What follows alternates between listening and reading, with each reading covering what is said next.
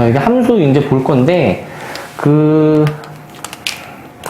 기본적인 용어들 지금 처음에 나오는데, 우리가 이제 다 알고는 있어. 함수는 이제 화살표가 이제 하나씩만 나가야 된다라는 걸로 이제 우리가 알고 있을 거고, 그리고 이제 정의역은 이제 이 화살표가 나가는 쪽에 집합을 우리가 정의역이라고 했었죠. 그 다음에 공역이 뭐였어? 공역이? 화살표를 받는 쪽에 집합이 공역이었죠. 뭔지 다들 아시죠? 자, 그러면은 치역은 이제 뭐였었냐면은, 치역은 실제로 화살표를 받은 것들만 가지고 우리가 집합으로 만든 게 치역이었을 거야. 그러면은 그 치역에 해당하는 원소들을 우리가 이제 함수값이라고 볼 수가 있어요. 함수값. 실제로 화살표를 이제 가리켜가지고 화살표를 받은 값을 함수값이라고 볼 수가 있겠고, 자, 그리고 이제 공역하고 치역하고의 포함 관계를 좀 생각을 해볼 건데, 자, 치역은 공역의 부분 집합이다. 그래서 이제 이렇게 볼 수가 있겠지? 치역의 포함 관계가 공역에 이렇게 들어간다. 라고 이제 볼 수가 있을 거 아니에요. 그쵸? 자, 그러면 얘를 이제 만약에 수직선으로 만약에 나타내게 된다면은 치역이 이제 완벽히, 치역이 만약에 여기까지 만약에 나와 있어. 얘가 치역이야. 그러면은 공역이 이제 더 넓은 범위를 이렇게 가리켜야 되지 않을까? 공역이. 무슨 말인지 아시겠죠? 수직선으로 나타냈을 때는 이제 요런 포함 관계가 있어야 될 거다라는 거야. 요거는 이제 집합의 포함 관계로 표현을 해준 거고, 얘는 이제 수직선에서의 포함 관계로 표현을 해준 거야. 얘는. 자, 그리고 서로 같은 함수라고 이제 나오는데, 같은 함수는 정의역의 모든 원소가 이제 넣었을 때 같은 함수 값이 나올 때 이런 거를 같은 함수라고 했었죠. 그러니까 x에다가 무슨 값을 넣었을 때 두 함수 값이 같게 나와. 또 다른 값을 넣었을 때 두 함수 값이 만약에 같게 나와. 뭘 넣어도 두 함수 값이 같게 나올 때 같은 함수다 라고 이제 얘기를 해가지고, 기호로는 이제 이렇게 이제 우리가 표현을 했었을 거야. F는 G. 문제 다들 아시죠? 그죠? 자, 그리고 이제 시험에 자주 나오는 그 유형 중에 하나가 이게 함수인지 아닌지 따지는 문제가 나오는데, 우리 함수인지 아닌지를 따지는 방법이 그 선을 어떻게 그었어? 세로로 그었어? 가로로 그었어? 한 명은 가로라고 하고 한 명은 세로라고 하네? 가로야, 세로야? 세로로 그었을 때 한 점에서 만나는 게 함수였었지, 그죠? 저거, 뚝 혼나야 돼, 저거, 자, 세로입니다, 세로. 헷갈리지 마세요. 알겠죠? 세로로 그었었고. 자, 그 다음에 이제 다양한 함수들이 나왔었지. 1대1 함수가 있었고, 1대1 대응도 있었고, 상등 함수도 있었고, 상수 함수도 이제 다 있었어. 일단 1대1 함수에 대해서 이제 얘기를 해보면은, 자, 1대1로 뭔가 받아야 되는 건데, 내가 이거 어떻게 얘기했냐면은, 화살표를 많이 받아야 하나라고 얘기했을 거야. 어떻게 받아야 된다고? 많이 받아야 하나야. 많이 받아야. 그러면은 최대 몇 개 받을 수 있는 거야? 화살표를 한 개 받을 수 있고, 그럼 최소 몇 개 받을 수 있는 거야? 빵개로 볼 수가 있겠지, 그죠? 그래가지고 1대1 함수일 때에는 무조건 화살표를 다 받을 필요가 없는 거죠, 그죠? 다 받을 필요가 없는 거고. 자, 그래서 우리 1대1 함수의 설명, 요 설명 있지? 함수 f에서 정의역의 원소 x1, x2에 대해서 x1, x2가 다르면은 함수값이 다르다라는 요 표현 있죠? 요거 다시 한번 써볼게요, 이거. 자, 만약에 요거이면 함수값이 만약에 다르다 라는 요 표현은 굉장히 자주 나오니까 좀 기억해두고 계셔야 돼요. 이 설명이 의미하는 게 뭐야? 이게 1대1 함수를 의미하는 거야. 알겠지? 그리고 우리가 이제 중간고사 대비하면서 명제를 배웠잖아. 자, 뭐뭐이면 뭐뭐이다 라는 형태가 이제 명제였었죠. 그러면은 얘도 이제 어떻게 보면 명제네? 명제. 그럼 이 명제는 지금 당연히 참이라고 보게 되면은 이 명제의 대우 있죠? 이 명제의 대우. 대우를 이제 작성을 해보면 이렇게 쓸 수 있지 않을까? 함수값이 만약에 같으면 x1과 x2가 같다 라고도 이렇게 순서를 바꾸고 뒤집어서 대우를 작성을 해볼 수가 있겠지, 그지? 자, 그러면은 결국에 우리 이제 문제를 풀 때 이렇게 만약에 밑에 걸로 표현이 된다고 하더라도 이게 이제 1대1 함수를 의미하는 거다 라고 이제 캐치를 해주셔야 되겠죠? 아시겠죠? 이렇게 나올 수도 있고 이렇게 나올 수도 있다라는 거야. 어떻게 나오도 1대1 함수야. 오케이? 그러면은 그 1대1 함수인지 아닌지를 이 그래프의 관점에서 확인하는 게 선을 어떻게 긋는 거였어? 세로였어? 가로였어? 1대1 함수인지 따지는 거는 모른다라는 거야? 가로라는 거야? 가로. 그치? 1대1 함수는 가로를 그어서 한 점에서 만나는 게 1대1 함수였었죠. 그죠? 요걸로 기억을 해주고 계시고요. 자, 1대1 대응은 1대1 함수이면서 공력과 치역이 같다라는 조건이 있을 때가 1대1 대응이었어. 1대1 함수는 기본적으로 만족시키는데, 자, 공력과 치역이 같다라는 얘기는 이 공력은 그냥 화살표 받는 모든 원소들을 집합으로 만든 거고, 치역은 실제로 화살표를 받은 놈만 가지는 건데, 얘네들이 같다라는 얘기는 결국 모든 원소가 화살표를 다 받아야 된다라는 의미겠죠. 그죠? 자, 그래가지고 모든 원소가 화살표를 다 받는 게 1대1 대응이고, 기본적으로 이 두 가지를 만족을 시켜야 됩니다. 1대1 함수. 그 다음에 이제 공력과 치역이 같다. 이 두 가지를 만족을 시키면 1대1 대응이야. 1대1 대응. 자, 그러면은 이제 명제로 만약에 문장을 만들어 봤을 때, 이 두 가지 있죠. OX를 한번 좀 판단을 좀 해볼까요?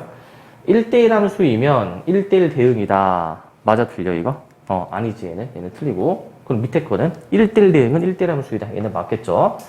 자, 그래서 포함관계로 우리가 만약에 따져 봤을 때에는 포함관계 1대1 대응이 완벽히 1대1 함수에 들어가는 관계여야 되겠지? 이렇게 보실 수가 있겠죠? 자, 그 다음에 항등함수랑 상수함수 볼 건데, 항등함수는 자기 자신으로 나오게 되는 함수가 항등함수였어. 그래서 이제 무조건 자기 자신의 값을 가리키는 게 항등함수, 항상 같다라는 의미로 받아들이시면 되겠죠? 자, 그러면 무조건 자기 자신으로 대응이 되어야 되기 때문에 항등함수도 결국 1대1 대응 중에서 어떤 특수한 조건을 만족시키는 함수라고 생각을 할 수가 있어. 1대1 대응이기는 한데 만약에 자기 자신으로 대응이 돼. 그럼 그게 항등함수가 된다라는 의미겠죠? 항등함수가. 자, 그리고 상수함수도 있는데 우리 상수라는 거는 뭔가 고정된 이런 느낌의 의미를 가지고 있잖아요. 고정이 되어 있다, 변하지 않는다, 일정하다 이런 의미인데 결국 여기서 뭐가 일정하냐면은 무조건 함수값이 다 같은 값으로 나오는 게 상수함수였었죠. 그죠? 그래가지고 함수 표현식으로 써보게 되면은 뭐 y는 뭐 2, y는 a 이런 식으로 표현이 되는 게 상수함수였었을 거야. 기억이 나시죠? 그럼 아까 항등함수는 함수식으로 작성하면은 y는 x라고 볼 수가 있겠죠. x랑 y랑 같아야 된다라고 받아들이면 될 것 같아. 얘는. 자, 그리고 이제 함수의 개수인데, 자, 요거는 우리 이제 경우의 수도 시험범위잖아. 경우의 수도. 우리가 이제 함수의 개수를 이제 경우의 수랑 좀 연관지어서 좀 생각을 좀 해볼게. 경우의 수랑. 자, 요거 이제 간단하게 한번 좀 상황을 만들어 볼게.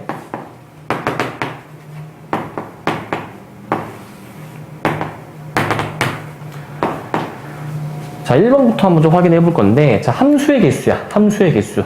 지금 정역은 n개가 있고, 그 다음에 공역은 n개가 있는데, 자, 함수의 개수를 구해주고 싶어. 함수는 화살표가 그냥 나가게만 하면 되죠? 화살표가. 자, 그럼 처음에 얘가 몇 가지? 처음에 얘가 n가지. 그 다음에 얘는 몇 가지? 얘는 n가지야, n-1가지야, 이거는? 얘는 n가지죠. 그냥 화살표가 나가게만 하면 된다라고 얘기를 했죠. 그래서 다 n가지 해가지고 이제 n가지를 요만큼 곱해준 거 맞니? 요만큼. 그래가지고 얘는 n의 m제곱으로 써주시면 될 거예요. n의 m제곱으로. 이거 굉장히 헷갈리는 사람 많아. 저 nm을 자리를 바꿔서 잘못 쓰시는 사람이 많은데 절대 헷갈리면 안 됩니다. 뭐가 뭘 가리키는지를 생각해 보면 되지. 뭐가 뭘 가리키는지. 그 다음에 이제 1대1 함수의 개수야. 1대1 함수. 자, 처음에 1대1 함수 개수 따질 때 처음에는 n가지가 가능할 거야. 자, 그 다음에는 개수가 몇 가지예요? 여기서는 한 가지씩 줄여가지고 n-1, n-2 이렇게 나오는 거 아시겠죠? 그래가지고 n-1, n-2 하나씩 줄여가지고 결국에 이제 이 m개까지 끝까지 가게 되면은 이런 식이 만들어지죠. n-n 플러스 1. 그래가지고 곱해진 인수의 개수가 몇 개다. m개다라고 볼 수가 있어. m개. 자, 1대1 대응의 개수야. 1대1 대응도 결국 1대1 함수의 일종인데 공역과 치역이 같은 것이었. 여기 지금 앞에 n이 빠졌죠? 이 n까지 해줘야 되겠다. 여기까지 해줘야 되겠고. 자, 그 다음에 1대1 대응 결국에 공역과 치역이 같으니까 우리가 개수를 써보게 되면은 1대1 함수처럼 똑같이 표현이 되는데, 자, 공역과 치역이 같으니까 이렇게 그 원소의 개수가 같아야 되지 않을까, 얘네가? 원소의 개수가? 그래서 n이 m과 같을 것이고, n에다가 m을 넣어 주시게 되면은, n에다가 m을 넣으면은, 끝이 이제 1까지 곱해지게 되겠죠? 1까지. 자, 항등함수는 무조건 자기 자신으로 대응이 되는 거기 때문에 그 대응 자체 한 가지만 우리가 존재하는 게 항등함수였었을 거야. 자, 상수함수는 다 하나의 고정된 값으로 가는 거였으니까 어떤 고정된 값으로 갈지 결정하는 경우의 수 n가지라고 생각을 해주시면 돼요. 이렇게 따로따로 얘기하면은 그렇게 막 헷갈리지 않은데 너네가 실제로 시험 볼 때 이거를 좀 많이 헷갈리더라고. 이거를 반대로 생각하더라고. 그리고 요것도 이제 아까 얘기했지만 NM을 반대로 생각하는 경우가 있어서 그거 좀 헷갈리지 않게 실수 안 하게 좀 주의를 좀 해주세요. 얘는 항등함수가 자기 숫자에 들어가 있어요. 무조건 자기 숫자에 가는 게 항등함수. 이제 한자로 생각해봐. 항상 같은 함수. 뭐가 같냐? 자기 자신의 값이 나오는 거야. 자기 자신으로 나오는 거야. 넘기기 전에요. 내가 아까 이거 경우의 수랑 이제 연관이 있다라고 이제 얘기를 했잖아. 경우의 수랑. 자, 경우의 수를 우리가 이제 배웠으니 경우의 수 내용으로 요거를 한번 좀 다시 한번 얘기를 해보자. 경우의 수로. 자, 이거 n부터 여기까지 곱하는 건데 여기까지 이거 우리 경우의 수에서 어떤 기호로 써볼 수가 있어 이거? 그렇죠. n개 중에서 n개를 골라가지고 나열하는 경우의 수 npm으로도 볼 수가 있겠죠. npm. 이렇게 순열로도 볼 수가 있을 것 같고 사실 이 1대1 대응이나 항등함수도 결국 1대1 함수의 일종이기 때문에 얘는 뭐 굳이 따지면은 npn으로 봐가지고 n 팩토리얼 여기까지 볼 수가 있겠지. n 팩토리얼 여기까지 생각을 해볼 수가 있을 겁니다. n 팩토리얼로 볼 수가 있다.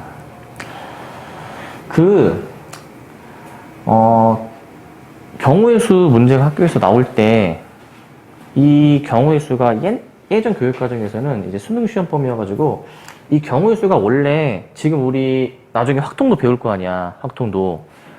근데 옛날 교육과정에서는 이 경우의 수가 그냥 확통에 다 포함이 되어 있었어. 확통에. 무슨 말인지 알겠니? 근데 확통 거기 가면은 우리가 뭘 배우냐면은 더 다양한 순열하고 조합에 대해서 배우거든. 그래서 나중에 배우겠지만 원순열이라는 게 있어. 원순열. 원형으로 이제 나열하는 게 있고 그 다음에 같은 것이 있는 순열이라는 게 있어. 같은 것이 있는 순열. 똑같은 게 있을 때 어떻게 나열하는가. 그 다음에 이제 중복순열이라는 게 있어. 중복을 허용하는 순열이야. 그 다음에 조합에서는 또 중복조합이라는 게 있어요. 중복조합. 뭐 이런 것들이 있는데 이게 좀 문제가 뭐냐면은 이 문제들이 있잖아. 옛날 교육과정에서는 다 하나의 확통 안에 있었다 보니까 우리가 지금은 안 배우는 그런 개념들 있지. 나중에 배우게 될 개념들. 뭐 중복순열, 같은 것이 있는 순열. 요런 거를 이제 좀 알고 있으면은 유리한 문제가 학교 시험에, 우리 지금 학교 시험에 나올 수도 있어. 학교 시험에. 그러면 우리 이걸 배워야 될까 말아야 될까? 얘네를? 알아야 될까 말아야 될까? 대충? 사실 제대로 알 필요는 없는데 이제 왜 그렇게 되는지 정도까지는 알 필요가 있어. 왜 그렇게 되는지. 아시겠죠? 그거는 이제 문제 보면서 이제 확인을 같이 해볼 거야. 가장 자주 많이 나오는 게 같은 것이 있는 순열이라는 게 가장 많이 나올 거야. 같은 것이 있는 순열. 그러니까 뭐 예를 들어서 문자를 나열하는데 만약에 A, B, C, D, E 5개를 만약에 일렬로 나열하고 싶어. 그러면 5개 나열하는 거니까 경우의 수가 뭐야? 경우의 수가 뭐야? 5팩토리얼이죠. 5팩토리얼. 맞니? 5개 나열하는 거 5팩이지? 근데 여기서 내가 이걸 바꿔. 이런 거를 막 나열하는 게 나올 거라는 거야. 나중에. 근데 이게 확통에서만 나오는 게 아니라 우리 지금 시험 범위에서도 요 관련 내용으로 푸는 게 나올 수가 있어. 근데 그렇게 어렵진 않기 때문에 요거는 경우의 수 할 때 좀 더 자세히 얘기를 할게요. 자, 아까 얘기한 것 중에서 중복순열이라는 게 있었거든. 중복순열. 잠깐만 언급하면은 얘가 사실 중복순열입니다. 얘가. 왜냐하면은 함수는 그냥 화살표가 나가기만 하면 된다라고 했잖아. 그러면 얘는 처음에 n가지, 그 다음에 두 번째 것도 n가지, 다 n가지씩 가리키는 건데 이게 그 화살표가 나가기만 하면 되니까 기존에 가리켰던 거를 또 가리켜도 되니? 함수의 개수 판단할 때? 가리켜도 돼요? 아니면 안 돼요? 가리켜도 되겠죠. 그러니까 이건 중복 효용이 가능한 것으로 보는 거야. 중복 효용이 되는구나. 그래가지고 이거는 나중에 중복순열이라는 것으로 배울 거야. 중복순열. 그래서 기호가 이제 나중에 하겠지만은 파이라는 기호로 배웁니다. 요런 게 있어요. 지금 사실 알 필요는 없어. 나중에 저런 게 있구나 라는 정도만 아시면 되고. 자, 이제 본격적으로 이제 필수예제를 좀 볼 거야. 필수예제. 자, 필수예제 1번을 봅시다. 자, 문제를 이제 보시면, 자, 주제가 이제 서로 같은 함수거든요. 서로 같은 함수. 자, 집합 x가 지금 두 원소가 있고, 자, 두 함수가 주어져 있어. 저렇게. f가 g랑 같아야 된다라고 했으니까 a 더하기 b의 값을 구해주는 문제인데, 자, 문제 자체는 엄청 쉽습니다. 이게 함수가 같은 함수이려면은 그 a 넣었을 때 둘이 함수 값이 어때야 돼? 같아야 되겠죠? 1 넣었을 때도 둘이 어때야 돼? 값이? 같아야 되는 거 맞네? 그래서 그냥 아무 생각 없이 그냥 무지성으로 그냥 대입해서 풀면 돼. a제곱 플러스 3a 더하기 b는 a 더하기 1 쓰시고, 그 다음에 이제 1 넣은 거, 1 더하기 3 더하기 b는 1 더하기 1 해가지고 그냥 연립해서 a, b를 구해주시는 게 끝이야. 무슨 말인지 아시겠죠? 어렵지는 않은데 이걸 왜 내가 필수예제에 넣어놨냐면은 굉장히 자주 나오기도 하고, 자, 그리고 이렇게 한번 생각해 볼까? 단순하게 저걸 대입해서도 확인이 가능한데 다르게 한번 생각해 볼게요. 다르게. 지금 이 두 함수가 같도록 하는 그 x값이 a하고 1 맞니? 두 함수가 같도록 하는 x값이 a하고 1이야. 그러면 이렇게 생각해 볼 수도 있지 않을까? x제곱 더하기 3x 더하기 b는 x 더하기 1. 이렇게 두 함수를 같다라고 식을 쓰신 다음에 이게 지금 형태가 방정식이니까 이 방정식의 근이 a하고 1이다 라고도 생각을 해볼 수가 있겠죠. 그러면 이거 좌변으로 다 넘겨주게 되면은 x제곱 플러스 2x 플러스 b 마이너스 1이 0 해가지고 이 방정식의 근이 얘니까 우리 이거 뭘로도 볼 수 있는 거야? 근각에서의 관계로도 생각을 해볼 수 있지. 그래서 두 근의 합이 a 더하기 1이다. 두 근의 곱이 몇이야? a 곱하기 1이다 라고 해가지고 여기서도 a, b를 구할 수는 있겠지? 사실 얘가 가장 쉽게 떠오르고 얘가 가장 빠르기는 한데 이렇게도 생각을 해볼 수가 있다는 얘기야. 무슨 말인지 아시겠죠? 이렇게도 생각해 볼 수가 있어요. 근데 요거 관련해서 그 너네 잠깐 뒤에 넘기면 40문제짜리 잠깐 봐봐. 40문제짜리에서 그 3번을 잠깐 볼래? 3번. 40문제짜리에서 3번. 40문제짜리에서 3번을 보시면 거기 문제 첫 줄에 뭐라고 나와 있어요? 첫 줄에? 공집합이 아닌 집합 이런 언급이 나와 있지 않니? 자, 그러면은 그 집합이 당연히 공집합이 아니니까 원소가 반드시 있다라는 거야, 없다라는 거야? 원소가 반드시 있다라는 얘기겠죠. 그죠? 그 다음에 그 밑에 4번을 한번 봐봐. 4번. 그 밑에 4번도 한번 보시게 되면은, 자, 이번에 뭐래요? 문제 첫 줄에. 실수를 원소로 가지는 집합이라고 되어 있니? 그럼 얘도 공집합인 거야? 공집합이 안 되는 거야? 공집합이 아니라는 얘기야. 그래서 여기서 우리가 좀 알아야 되는 거. 만약에 그런 설명이 나와 있으면은 공집합이 아니다. 반드시 원소가 하나씩은 갖고 있다. 라는 의미로 좀 받아들여야 돼요. 아시겠죠? 다시 이제 앞으로 좀 넘어오고 필수예제 2-1을 한번 좀 볼게. 필수예제 2-1. 2-1을 한번 봅시다. 자, 문제를 한번 좀 보시면 필수예제 2-1. 자, 두 집합이 나와 있고 x에서 y로의 함수 두 개가 나와 있어. ax 플러스 b인데 기울기 양수, cx 플러스 d인데 기울기 음수인 게 나와 있고 1대1 대응이다 라고 나와 있죠. 1대1 대응.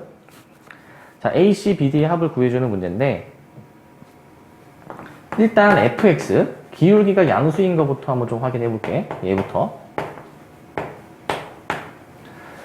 자, 기울기가 양수인 함수는 오른쪽 위로 올라가는 함수 맞아요? 오른쪽 위로? 그래서 이렇게 이제 올라가게 그림이 그려지겠지? 자, 근데 증가 함수는 있잖아. x가 증가하면 y도 증가하는 거잖아? 그치? 그럼 증가함수일 때는 x가 가장 클 때 y도 가장 어때야 돼요? y도 가장 커야 되겠죠. 반대로 x가 가장 작으면은 y도 가장 어때야 돼? y도 가장 작아야 되는 거 맞니? 가장 작은 거. 그래서 이제 요 첫 번째 상황 fx를 우리가 따지실 때는 x에다가 3을 넣어서 y가 뭐가 나와줘야 되는 거야? 3이 나와줘야 되는 거지. 요런 식 쓸 수 있는 거 맞습니까? 요런 식. 무슨 말인지 아시겠어요? 그 다음에 이제 두 번째 x에다가 마3을 넣었을 때에는 1이라는 결과가 나와 주어야 하니까 x에다가 이제 마3을 넣었을 때 1이다라고 결과를 이렇게 써줄 거야. 그럼 연립해주게 되면은 a, b가 뭔지 나오게 되겠죠? 연립해주면 해주게 되면은 아마 a가 3분의 1일 것 같고 b가 이제 몇이냐면은 2 이렇게 나올 것 같은데 네 이렇게 계산이 될 것 같아요. 이런 식으로. 자, 그럼 두 번째 이제 gx로 넘어가게 되면은 이번에는 음수니까 있잖아. 오른쪽 밑으로 이렇게 떨어지는 모양새 맞니? 이런 식으로. 자, 이때 같은 경우에는 x가 증가하면 y가 감소하는 모양이죠. 그쵸? 자, 이때는 이제 어떻게 생각해야 돼? x에 3을 넣었을 때 어떻게 나와야 돼? 1이 나와야 돼? 3이 나와야 돼? 그쵸? 이거는 반대로 생각해야 되겠죠? 감소일 때는 3이 1에 마3이 그냥 3에 이렇게 매칭이 돼야 될 거니까 저 두 개를 대입해 주셔가지고 식을 써보시면 될 것 같아요. 3을 넣었을 때가 1이 나오고 3을 넣었을 때가 1이 나오고 그 다음에 이제 마3을 넣었을 때가 이제 3이 나와야 된다 라고 해가지고 마찬가지로 CD를 구해 보실 수가 있을 거야. 아마 구해 보시면 이렇게 나올 것 같네요. 이런 식으로 계산이 되겠지. 자, 그래서 AC, BD의 합을 구해주는 거니까 저거 끝까지 계산을 해보시면 될 것 같고 우리 이제 그동안 많이 접해본 문제니까 사실 막 그게 어렵지는 않죠. 그죠? 근데 이제 하나 좀 생각해야 될 거. 하나 생각해야 될 거. 그 문제에서 요 기울기가 주어질 수도 있고 안 주어질 수도 있단 말이야. 자, 기울기가 양수일 때는 큰 거는 큰 거, 작은 거는 작은 거. 자, 기울기가 음수일 때는 반대로 생각해서 대입은 해야 되는 거잖아. 그치? 문제에서 기울기가 주어져 있는지 좀 꼼꼼히 확인을 해줘야 됩니다. 안 주어져 있으면 이건 어떻게 하라는 거야? 문제에서 기울기의 부호가 범위가 안 나와 있어. 이거는 두 가지 케이스를 다 고려하라는 얘기야. 아시겠죠? 무슨 말인지? 두 가지를 다 고려해줘야 돼. 자, 그리고 이제 하나 더. 지금 내가 얘기하는 게 중요해. 지금 내가 얘기하는 게. 이건 잘 들어야 돼. 이제 웬만한 대부분의 시험은 이렇게 나올 거야. 이런 식으로. 뭐가 1대1 대응이다. 라고 나올 거야. 만약에 문제가 이렇게 나오면 어떻게 풀어야 될까? 이렇게 나오면 어떻게 해야 될까? 1대1 대응이 아니라 1대1 함수일 때 어떻게 해야 될까? 1대1 함수일 때? 1대1 대응은 그 공역과 치역이 같았었고 그리고 이제 1대1로 당연히 매칭이 되는 거였잖아. 근데 1대1 함수는 공역과 치역이 반드시 일치할 필요가 없죠. 공역과 치역이. 그럼 만약에 예를 들어서 지금 집합 x가 마3부터 3까지의 범주를 가지고 있고 그 다음에 이제 집합 y는 이제 1부터 3까지의 범주를 가지고 있어. 1대1 함수면은 이게 기울기가 양수인 상황을 가정해 볼게. 기울기가 양수일 때 1대1 함수면은 있잖아. 무조건 마3이 1에 대응이 돼야 되니? 무조건? 3이 무조건 3에 대응이 돼야 되니? 3이? 아니야? 그럼 어떻게 대응이 돼야 돼? 기울기가 양수니까 작은 거는 작은 거에 큰 거는 큰 거에 대응돼야 되는 거 아니야?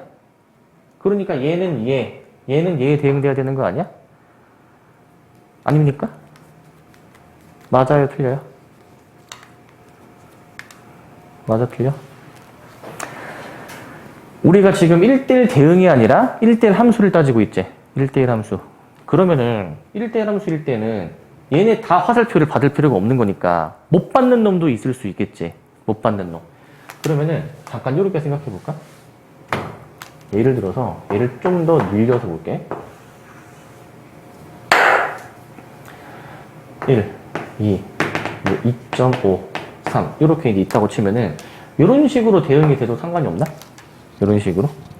물론 중간에 있는 것들은 기울기가 양수이기 때문에 뭐 이런 식으로 다 대응이 되긴 하겠지. 무슨 말인지 아시겠어요? 눈 크게 뜨시고, 크게. 무조건 양쪽 끝에 있는 거를 가리킬 필요는 없고, 그 사이에 있는 값을 가리킬 수도 있는 거잖아. 그치?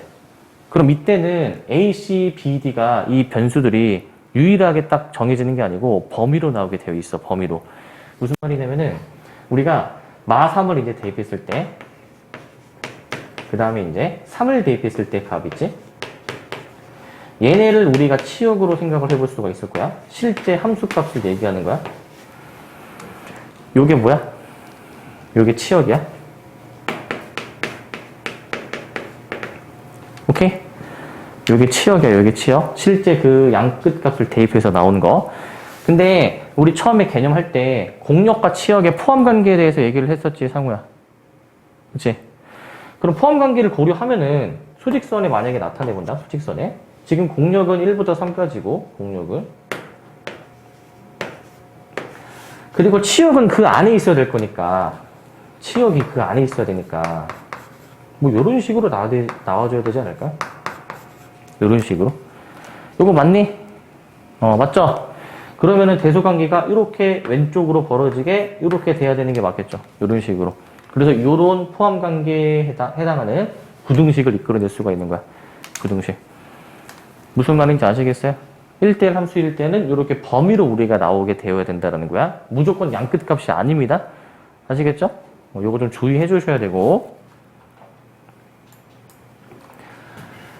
자, 그 다음 필수에도 2-2를 볼게. 2-2.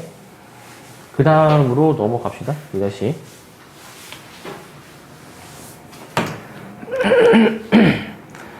자, 2-2도 이제 문제를 보시면 집합 A가 이제 나와 있고, A에서 A로의 함수 fx가 1대1 댕이다 라고 나와 있어. 자, 보시면, 자, fx가 1대1 대응이래. 자, 얘는 위로 블록인 어떤 2차 함수인데, 2차 함수가 1대1 대응입니까? 원래? 아니죠. 자, 근데 만약에 범위가 일부 구간으로 제한이 되어 있다면, 예를 들어서 여기서 끊어서 이런 식으로 일부 구간으로 제한이 되어 있다면 얘는 지금 1대1 대응에 해당하는 부분 맞니? 1대1 대응으로 볼 수가 있겠죠. 자, 그러면은 구간을 우리가 좀 어떻게 잡아야 1대1 대응이 될 수 있는지를 생각을 해보기 위해서 이 꼭지점이나 축의 방정식의 위치를 좀 생각할 필요가 있을 것 같아.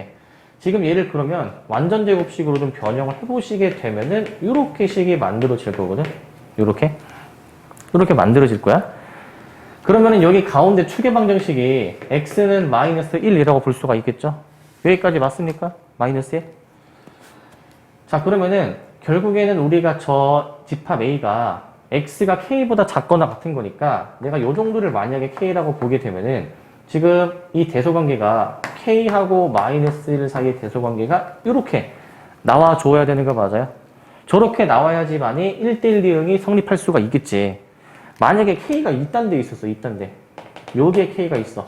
그럼 여기 전체는 1대1 대응이 아니잖아. 여기 전체는. 올라갔다 내려가는 부분이 있으면 안 되겠죠? 그래서 이 축의 위치까지 고려한 이 첫 번째 조건식이 필요할 거야. 첫 번째 조건식. 자, 첫 번째 조건식을 해결했다. 그러면은 이 그래프의 모양이 증가함수니까 어떻게 돼야 되냐. x가 증가하면 y도 증가하는 방향으로 진행이 되고 있죠? 그리고 집합 A를 지금 확인을 해보니 집합 A는 있잖아. 지금 이렇게 되어 있는 거잖아. x가 k보다 작거나 같은 거니까 가장 큰 게 k 아니야? 가장 큰 게? 맞지? 자, A에서 A로의 대응이니까 이 공역도 가장 큰 게 k일 거란 말이야. 그럼 증가함수 2니까 가장 큰 거는 가장 큰 것에 대응이 되어야 되겠죠? 여기까지 오케이? 그래서 x가 k일 때 y도 뭐가 나와야 돼? k가 나와줘야 돼. x에다가 k를 대입한 식이 k가 나온다 라고 해가지고 우변으로 넘겨서 이러한 2차 방정식을 풀어주시면 됩니다. 여기까지 이제 써볼 수가 있을 것 같아. k가 0 또는 마3 저 두 개로 나올 거예요. 자, 그런데 우리 이 조건까지 만족을 시켜줘야 될 거기 때문에 k는 0은 아웃 안 되고 마3으로만 답을 골라줄 수가 있겠지. 마3으로. 맞니? 마3으로만 답을 골라줘야 돼. 이렇게 해 주셔야 되고 그래서 이 문제는 중요한 게 이 그래프의 모양이 증가하는 부분인지 감소하는 부분인지 그거를 좀 따져줄 필요가 있고, 이 문제도 이제 좀 형태가 다르게 나오게 된다면 이렇게도 나올 수가 있어. 집합 A를 이제 이렇게 이제 주고 집합 B를 다르게 주는 거야. 어떻게 주냐면은 이렇게 주는 거야. 이런 식으로. 지금 저 문제는 집합 A에서 집합 A, 자기 자신으로 대응이 되는 상황에 대해서 지금 물어보고 있잖아. 그러면 만약에 집합이 이렇게 두 개가 따로 주어진다, 그렇게 된다고 한다면은 어떻게 풀어야 될까? 만약에 이런 식으로 따로 나왔어. 그럼 어떻게 해줘야 될까? 따로 나왔을 때 A에서 만약에 B로 대응을 시킨대. 따로 나왔어. 값이 뭔가 달라. 어떻게 해야 돼? 만약에 함수의 모양이 이렇게 증가함수에 해당하는 부분이라면은 x가 크면 y가 커야 되니까 당연히 얘를 넣어서 얘가 나와줘야 되는 거 아니야? 맞아요? 그러니까 이때도 그냥 식을 똑같이 쓰시기만 하면 되겠죠. k를 넣은 게 k 플러스 2다 라고 해가지고 다 우변으로 넘겨서 이러한 2차 방정식을 풀어보시면 되겠죠. 그래서 k 값이 이렇게 두 가지가 나오게 되겠죠. 이때는 무슨 상황인지 아시겠죠? 그래서 이게 좀 달라지게 나온다 하더라도 증가함수면은 결국 큰 거는 큰 것에 대응이 될 거고, 감소함수는 큰 것이 작은 것에 반대로 대응이 돼야 되겠지. 그 차이가 이제 있다라는 거야. 그 차이가. 그래서 그거를 좀 구별을 해 주실 수가 있어야 될 것 같아요. 그 차이. 대부분의 상황은 이렇게 나올 거야, 사실. 자기 자신으로 대응이 되는 걸로 나올 거야. 근데 가끔 예외가 저렇게 나올 수도 있다는 얘기입니다. 가끔 예외가. 자, 2-3으로 넘어갈게. 2-3. 2-3. 자, 2-3을 좀 보시면 지금 함수 fx식이 이렇게 나와 있거든요. 이런 식으로. 근데 얘가 이제 1대1 대응인 함수래. 1대1 대응인 함수. 자, 우리 기본적으로 절대값이 들어있을 때 어떻게 처리했어? 기본적으로 범위 나눠서 했었죠. 그래가지고 처음에는 이제 이거를 범위를 이제 나눠서 생각을 해보겠지. x가 3 이상이면은 얘 플러스 4로 나오니까 얘 바로 묶어서 정리할게요. 이렇게 나오게 될 거고, x가 3보다 작다 그러면 여기 마이너스가 튀어나오게 되겠지. 그래서 마이너스 a 더하기 2에다가 이제 더하기 3a 마이너스 1 이런 식으로 함수가 만들어지겠지. 이런 식으로. 근데 얘가 1대1 대응이어야 된대. 1대1 대응. 그러면 함수가 어떻게 그려줘야 되는 거야? 함수가? 일단 기울기나 이 y절편 같은 경우에는 a 값을 정확히 모르기 때문에 아직 완벽하게 그릴 수는 없는데 어떻게 우리가 이걸 그려줘야 돼요? 기본적으로 1대1 대응은 어떻게 돼야 돼? 계속 한쪽 방향으로 올라가든 내려가든 그렇게 그려줘야 되는 거 아니야? 자, 그래서 기울기를 정확히 모르긴 하지만은 계속 올라가시던가 아니면 계속 이렇게 내려가시던가 그렇게 그려줘야 되는 거 아니야. 결국 계속 올라가거나 내려가려면 꺾인다 하더라도 기울기의 부호가 어때야 돼요, 둘이? 기울기의 부호가 같아야 되겠죠? 그래서 두 기울기의 곱이 어떤 부호를 가진다? 얘가 0보다 크다. 나는 이 조건으로 들어가주면 될 거야. 자, 양변에 마이너스 1 곱해주게 되면은 요거 부호가 뒤집혀질 거고, 요거를 우리가 풀어주는 게 되겠죠. 2차 부등식 풀어주면은 사이 범위로 이렇게 답이 나오겠지? 사이 범위로. 이렇게 답을 내주시면 됩니다. 아시겠죠? 근데 이제 처음 하면은 이렇게 범위 나눈 다음에 두 기울기의 곱 이렇게 이제 할 건데, 사실 이제 이거를 어떻게 왜 이렇게 되는지 그 방법을 이제 알았으면은 굳이 이렇게 할 필요가 없고, 생각해봐.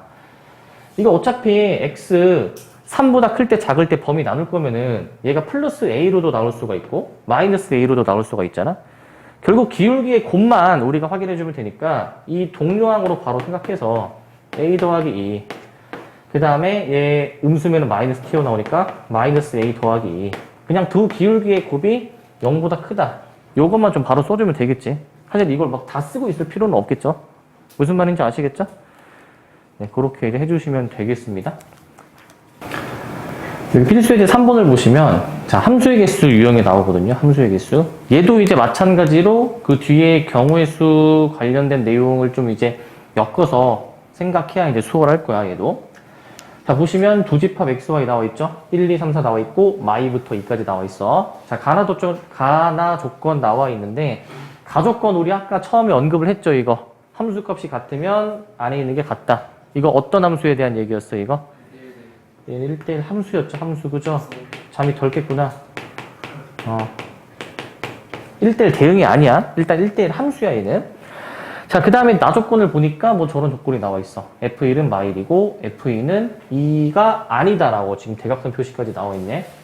자, 여기다 한번 표시를 좀 해보자. 1, 2, 3, 4. 그 다음에 이제, 마이부터 2까지. 일단 나 조건에 의해서 확실하게 정해진 게 F1이 마일이야. 자, 그 다음에 그 두 번째가 F2가 2가 될 수가 없다라고 나와 있어. 얘는 2를 못 가. 자, 그러면은 이 2가 가리킬 수 있는 게 몇 가지야? 뭐지? 이렇게 세 개 맞니? 마이, 0, 1, 3개 가리킬 수 있는 거 맞아? 그래가지고 F2가 될 수 있는 게 세 가지고. 자, 그 다음에 얘가 될 수 있는 게 몇 가지야? 3. 얘는 왜 네 가지야, 갑자기? 요 3이 될 수 있는 게 몇 가지야? 세 가지? 왜 세 가지야? 앞에서 두 개를 가리켰으니까 세 가지로 하는 게 맞니? 왜? 왜요? 그냥 물어보는 거야. 왜? 맞아요. 맞아? 그래? 진짜? 자, 1대1 함수니까 기존에 앞에서 가리켰던 거는 가리킬 수가 없겠죠? 그래가지고 얘는 세 가지로 나와줘야 될 거야. 얘에서 하나 골라주니까 뭔가 골랐을 때 남는 게 세 가지죠. 자, 그 다음에 4가 될 수 있는 게 몇 가지? 얘는 이제 남은 두 가지. 계속 하나씩 줄어들어야 되겠지, 그지? 이렇게 계산하시면 되고, 어렵지는 않은데, 우리 하나 좀 생각해 볼 거는, 그 문제가 이제 처음에 주어진 게 어떤 함수인지를 생각할 필요가 있어. 만약에 이런 조건이 없어. 만약에, 가조건이 만약에 없었어. 그러면 얘는 어떻게 풀어줘야 될까? 가조건이 없었을 때. 만약에 가조건이 없다라고 가정을 했을 때에는 F2가 될 수 있는 거는 이 숫자 2를 제외하고 나머지를 다 가리킬 수 있니? 나머지? 만약에 가조건이 없었을 때? 가조건이 없으면은 막 가리켜도 상관이 없어. 근데 2는 안 된다 그랬으니까 네 가지가 될 거고. 그 다음에 F3이랑 F4는 뭘 가리킬 수 있는 거야? 다 가리킬 수가 있죠. 그 경우의 수가 몇 가지? 5가지씩으로 이렇게 생각해줘야 되겠지, 그지? 그래가지고 조건에 맞는 그 경우의 수를 좀 잘 작성하실 수 있어야 되겠습니다. 그리고 요거 하나 좀 생각 좀 해보자. 요거 하나. 저 가조건의 대우를 좀 다시 한번 쓸게. 만약에 함수값이 다르면 x1, x2 사이에 대소관계가 있네. 이렇게 나온다라는 거 있지. 얘는 이제 어떤 함수에 대한 얘기였냐면은 얘는 이제 1대1 함수에 대한 얘기를 하는 거였어. 1대1 함수. 여기서 경우의 수를 좀 빌려서 생각을 해보자. 경우의 수. 자, 이거 1대1 함수 아까 했지만은 경우의 수로 보면은 순열로 쓰는 거 맞니? 순열? P로 보는 거 맞아, P. P로 볼 수가 있겠죠. 그죠? 뭐 N, P, R 요런 꼴로 우리가 작성을 해볼 수가 있는 거잖아. 작성을. 예를 들어서 이번에는 나 조건이 없었다라고 생각해봐. 나 조건이 없어. 그랬을 때에는 처음에 가리킬 수 있는 거 5가지, 4가지, 3가지, 2가지. 5, 4, 3이 곱하는 거잖아. 그래서 그때는 5P4라고 생각할 수가 있는 거니까 순열처럼 생각해 주시면 되는 거고. 그 다음에 요런 게 또 있어. 우리 또 자주 나오는 표현 중에서 요런 게 또 있죠. x2가 더 크면 함수값도 더 크다. 라는 요런 표현도 자주 나오죠. 얘는 뭘로 푸는 걸까? 항등함수는 아닌 것 같기도 하고. 1대1 돼요? 일단 얘는 대소관계가 딱 명확히 정해져 있는 거 아니야? 대소관계가. 그리고 같은 함수값을 여러 개 가리킬 수 있을까? 안 되겠죠. 그죠? 그러니까 얘도 결국에는 1대1 함수를 의미하는 거기는 할 거야. 얘도. 의미하기는 하는데 이제 우리가 써야 되는 그 경우의 수의 기호가 달라. 얘는 뭐로 쓰는 거야? C? 조합으로 쓰는 거지, 조합으로. 이거 왜 조합으로 쓰는 거야? 이 문제 상황에서로 만약에 따지면 NCR이거든? 자, 이게 지금 처음에 가리킬 수 있는 원소들이 5가지란 말이지. 그래가지고 OC4를 한번 생각을 해봐. OC4를. OC4를 생각하면은 만약에 이제 이 4개를 골랐다라고 쳐보자. 이 4개를. 그러면은 지금 대소관계가 명확하게 딱 나와 있는 거 아니에요? 대소관계가? 이게 X2가 X1보다 크다라는 얘기는 이 정의역의 두 원소를 잡을 때 작은 게 X1이고 큰 게 X2라는 얘기잖아? 그러면 가리키는 함수값도 더 큰 거 아니야? 가리키는 함수값도. 그러니까 이제 점점 얘가 이제 밑으로 갈수록 가리키는 함수값도 더 커야 되겠죠? 결국 이 공역에서 5개의 원소 중 4개를 고르기만 하면은 뭐가 뭘 가리켜야 될지는 대소관계가 이렇게 정해진 거지. 대소관계가. 그러기 때문에 우리가 간단한 조합으로 작성을 해보실 수가 있겠죠. 조합으로. 아시겠죠, 얘는? 조합으로 작성해 볼 수가 있어. 자, 이렇게도 나올 수가 있겠다.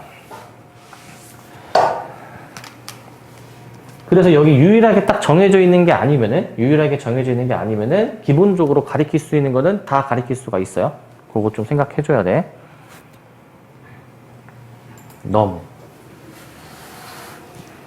넘어갑시다. 자, 그 다음에 4-1번을 보자. 4-1번. 4-1번.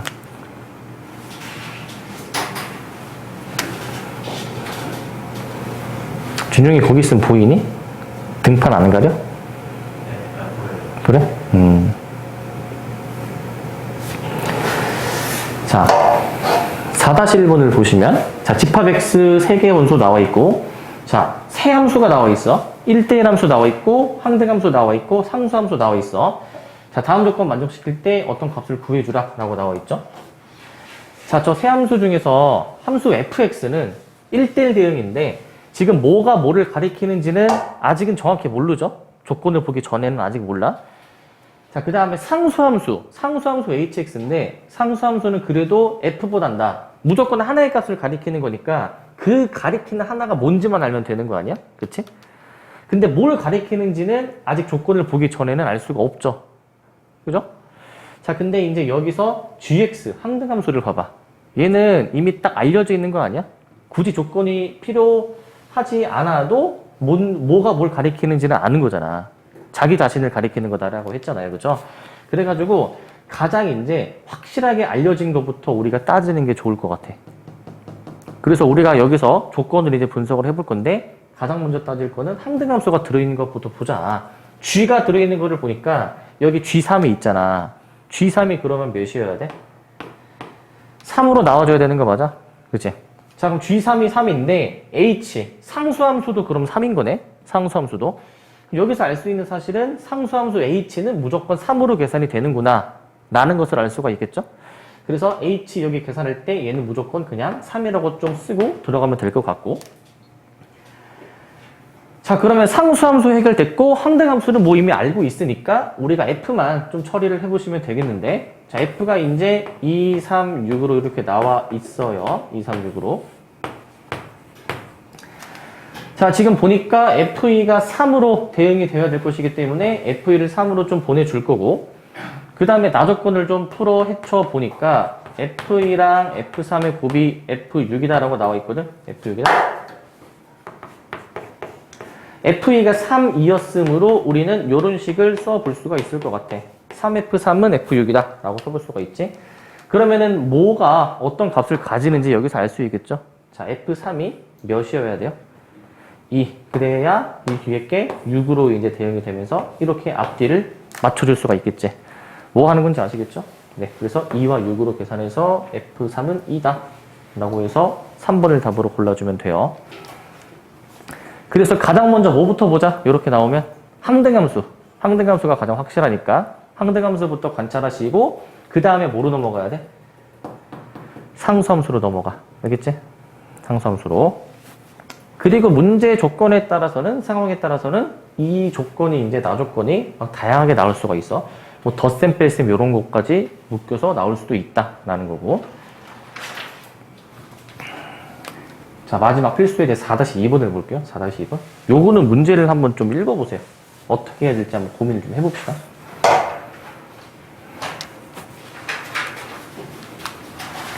필수에 대해 4-2번을 좀 고민을 해보세요.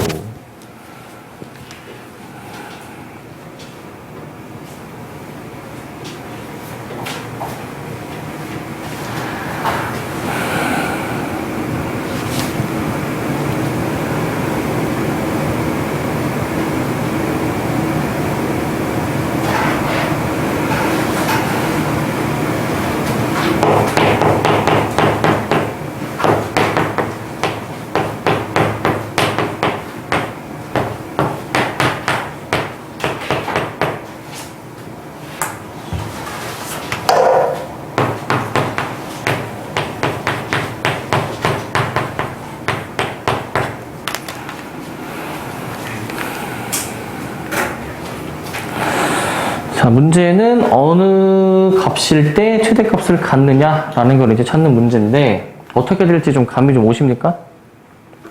감이 오니? 요 4-2번 요 문제 있잖아. 요 문제 푸는 이 방법, 아이디어를 좀 잘 지금 내가 얘기하는 걸 잘 들어야 돼. 이게 지금 현재 수능이 지금 공통문항이 22번까지 있는데 1번부터 15번까지가 객관식이야. 16번부터 22번까지는 단답형이거든.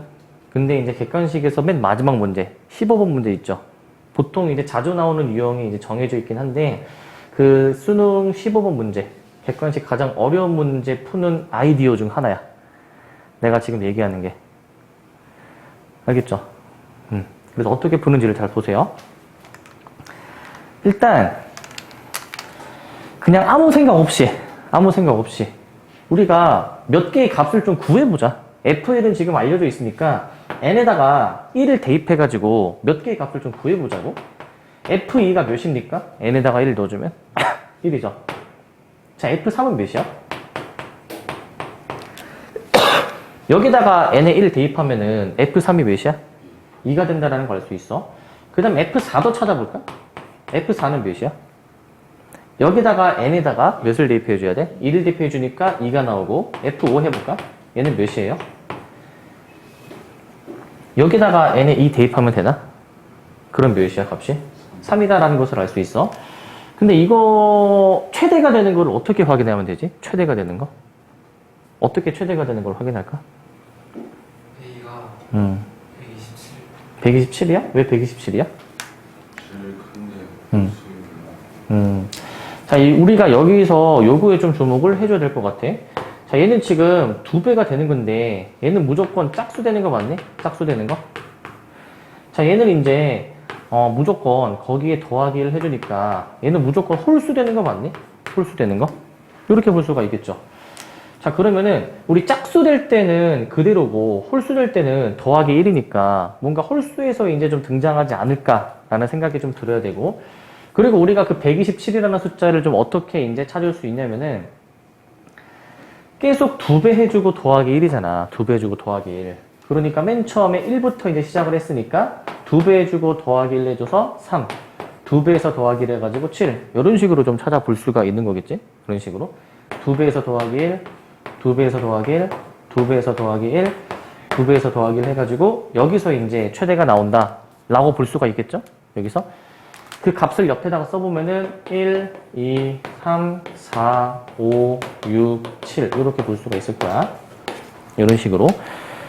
자, 그래서 그 최대값은 n이 127일 때 그 진짜 최대값이 7이다 라고 해가지고 둘이 더해서 134로 답을 해주시면 됩니다. 그렇게 해주시면 되고, 자, 요건 잠깐 지웁니다. 근데 이거를 있잖아 얘들아, 이거를 지금은 이제 사실 상황이 그렇게 복잡하고 어려운 상황은 아니어서 금방 확인이 가능하긴 해. 금방 어렵지 않게 확인을 하셨는데, 이걸 좀 나중에 여기서 좀 더 어렵게 문제가 나오거나 그럴 때는 얘를 좀 구조화해서 좀 바라볼 필요가 있을 것 같아. 구조화해서.